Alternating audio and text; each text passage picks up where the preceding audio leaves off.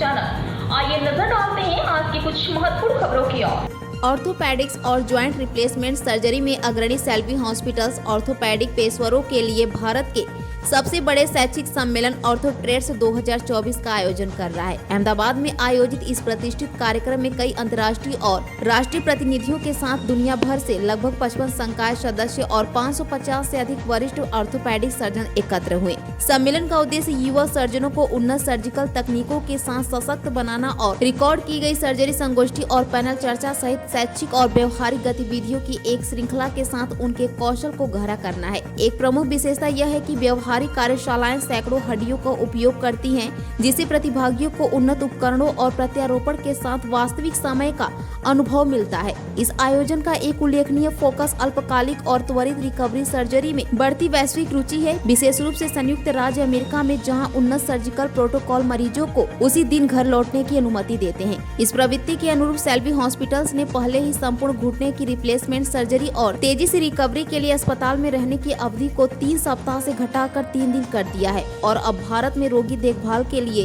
एक नया मानक स्थापित कर रहा है। पेश अहमदाबाद से नीता लिंबाचिया की खास रिपोर्ट। 3 દિવસથી જે શુક્ર શનિ રવિ મીટિંગ રાખેલ છે અમદાવાદમાં, એને ઓર્થોટ્રેન્ડ 7મું વર્ષ છે।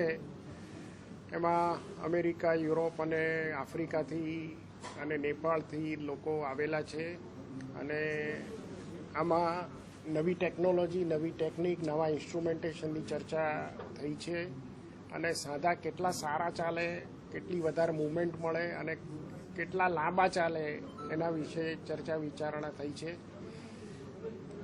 બીજી વાત જે તમે પૂછ્યું કે ઘૂંટણનો રિપ્લેસમેન્ટ જે કરવામાં આવે છે એમાં સૌથી કોમન કારણ કયું છે, તો સૌથી કોમન કારણ ઘસારો છે ઘૂંટણનો, ઓસ્ટિયોઆર્થરાઇટિસ ઓફ ની કહીએ, અને બીજું કારણ છે સંધિવા છે। આ 2 મુખ્ય કારણો છે સાંધો બદલવાના નીના રિપ્લેસમેન્ટમાં।